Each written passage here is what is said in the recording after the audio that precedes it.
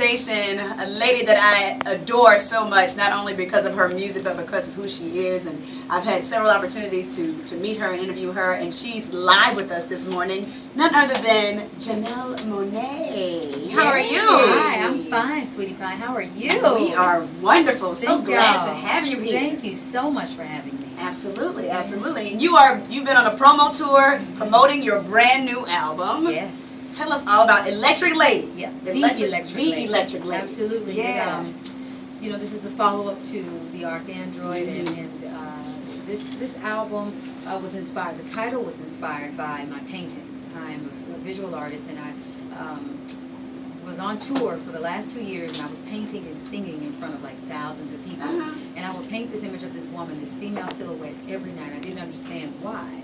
And so I came back here to Atlanta, and I talked to my therapist, who encouraged me. She said, you should probably name the series and do like this showing. And so I tried to come up with all these different names, and I knew whoever this was, she didn't want to be categorized. I just could not figure out a name, and so I just listened to the energy that I got from each painting, and from the colors, from the vibrant nature, this visceral feeling that I got, and the words that came to my spirit were Electric Lady. And I started to think about a world where there was a new breed of woman, a new 21st century woman, one that we could all aspire to be like. And I said, well, what does the Electric Lady think about love?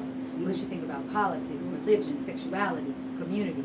And that helped me write this album. Wow. Yeah. So that was wow. There was so much in your statement just now. I want to go back to your therapist. I know a lot of people, especially in the African American community, we shy away from therapy and going and sit on someone's couch. Like, what led you to going to a therapist, and how would you encourage other brothers and sisters who may be dealing, or may just do it for their mental health? Yeah, period. Absolutely. I think that it's important to take care of your mental health. For me, I'm being an artist and managing.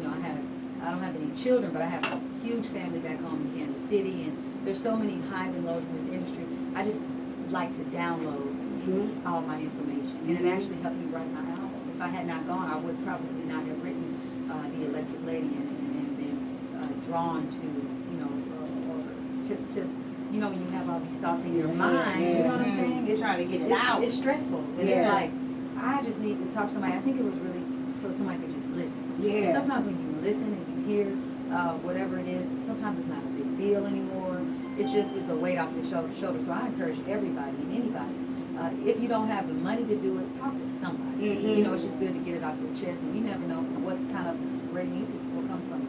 Right. Now, speaking of the stress and the highs and lows of the business, I know there's been a lot of controversy about brown skin versus light skin, and you are a beautiful brown skinned woman. So did you deal with any type of insecurities in this business, and how did you deal with it? Sure. I mean, I think as a young woman, we're being marketed to what beauty is and what that represents pretty much our entire life. And I think that it was important for me to not, play into, the sexism that we have to experience, or play into this the marginalization of women and how we need to look and what beauty is. And I actually have had the opportunity to be a part of a beauty brand. Yes. Help redefine that. I'm a cover girl. I love that. And I'm still pinching myself like, what? I'm from Kansas City, Kansas. I live in Atlanta. I never thought that I would be a cover girl because, like you said, like you just mentioned, that I didn't see myself out there, so therefore there were a lot of insecurities that I had about what beauty was supposed to be, and what and so for them to invite me to be a spokesperson alongside Queen Latifah, Ellen DeGeneres, Sophia, and so many other beautiful women. Beyonce, it just shows. Right? Is she a cover girl? She used to be. No, I think she is with L'Oreal. L'Oreal. Okay, absolutely. But still, I think it's just important to have women of color in these beauty brands, so that young girls growing up like us, when we were looking at these magazines, can know, I see myself, I'm a cover girl too, and beauty is redefined, you know, Right. in different ways. And you know, I love how you always talk about how you don't have to do so much to show that you're sexy, but your pants did get tighter on the BET I know. Awards. That shape, honey. They were straight. You got a great pants. shape. Thank you. Nobody has Thank ever you. seen that. Thank I was like, you. look at Janelle, she's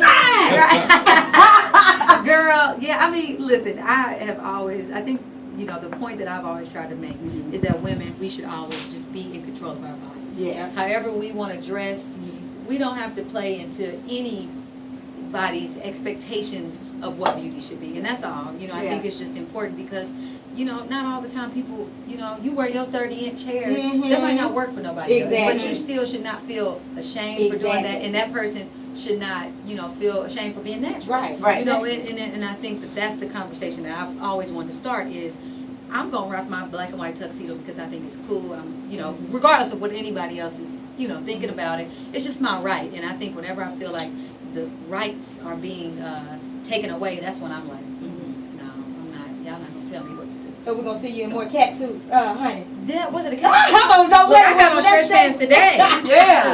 Let me tell you something. What? Y'all don't know what's underneath. Oh! Y'all Well, don't. drop that, drop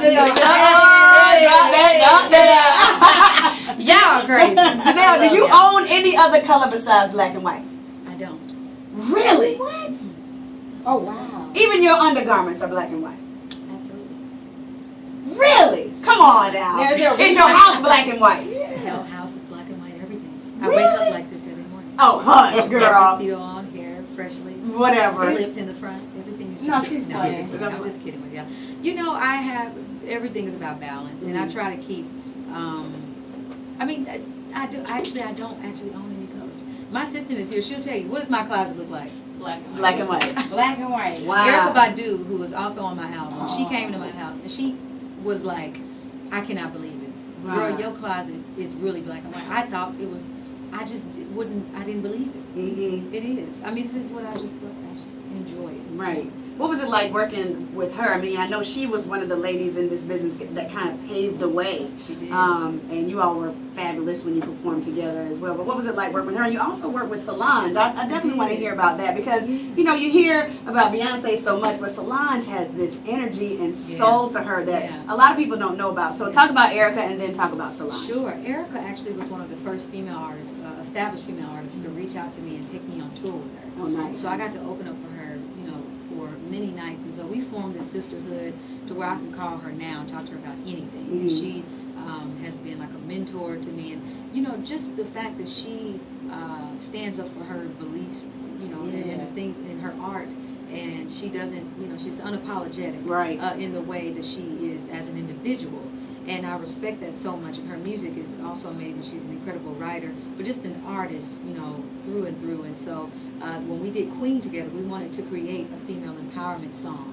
One, you know, that was almost for the underdog. You know, that person who's often discriminated against or judged. And we, it was just inspired by our private discussions on the phone and like in person about community and, you know, all these judgments that we place upon each other. And so it was amazing working with her, and as well as Solange. You know, she is one of my great friends.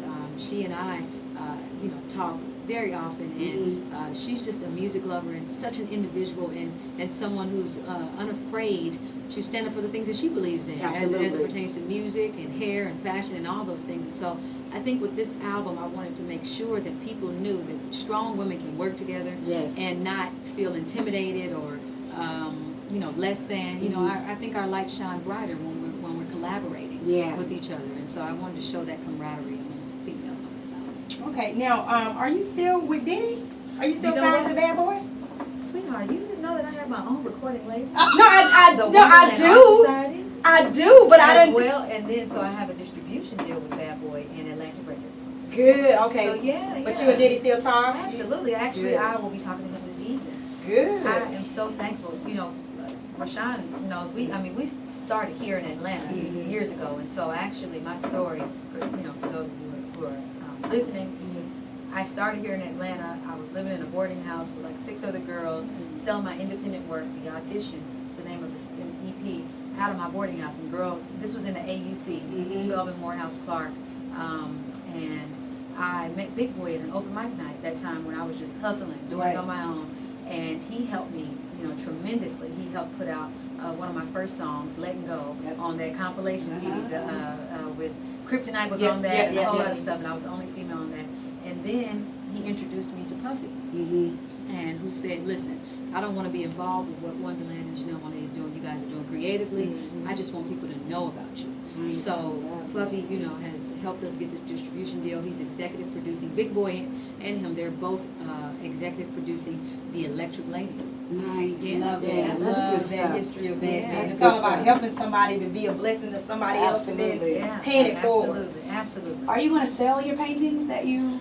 You know what? I gave a lot of those away, and I still have them. I know. And now, you know what? I thought about doing this showing and just going through, because I did this when I was in Paris. I did it when I was in London. I did it, in the States, and it's a lot of them. I have a lot of them in storage, but I gave a lot away to my fans and charity as well. But yeah, this album is a reflection of art and just thinking about the role that the woman plays. Not only Solange, she's on the album, Erica, Esperanza Spalding and Prince? Is on. Yes, Prince is on The Electric Lady. Wow. Absolutely. Wow. And that hits, September 10th next week. We're doing a stream of the album online where you can pre-order the album as well. And, excuse me, I'm just really excited just about being alive. And being able to create the music that you feel will empower and encourage and inspire. And we brought in an orchestra, we brought in horns, we brought in string players. I mean, we really did work hard, and this all happened right in Atlanta, Georgia. Nice. So I'm gonna get in your business just a little bit, because that's what I do. Yeah. So, are you dating in this industry? You know what? The only thing that I'm dating is the date September 10th. Yeah. Nobody you're feeling? Like, who's a cutie to you in this industry? Like, I think a lot of people, I love Johnny Depp. I think he's he's mysterious and cute. I love smart guys. I really do. I love people who have ideas and vision. I admire that. Yeah. So looks matter to you? Yeah. I mean, but you know what? I see people's soul. After a certain, once you become like an artist, you're well, I'll speak for myself. I'm big on energy. So like when I meet anybody, I see their spirit first before I see like how attractive they are. Like, ooh, I just get their. I gotta get your energy, because if you could be, you could have symmetric features and be this whole stereotypical version of what fine or cute is, but it could all be diminished by, your energy, and like what's in your mind, and like what are your goals, your vision, how, what are you trying to do? Right.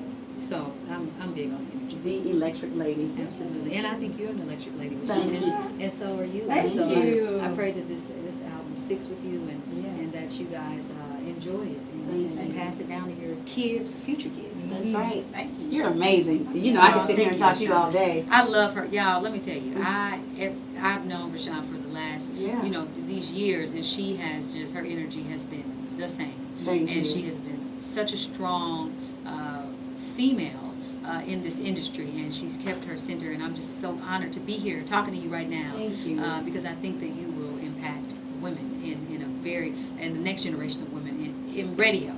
You will be very impactful. Thank you. I appreciate that. Yeah. My same sentiments towards you, and you know that. You know that. So much. Janelle Monae, ladies and gentlemen, Yeah. the Electric Lady, September September 10th. Streetz 94.5.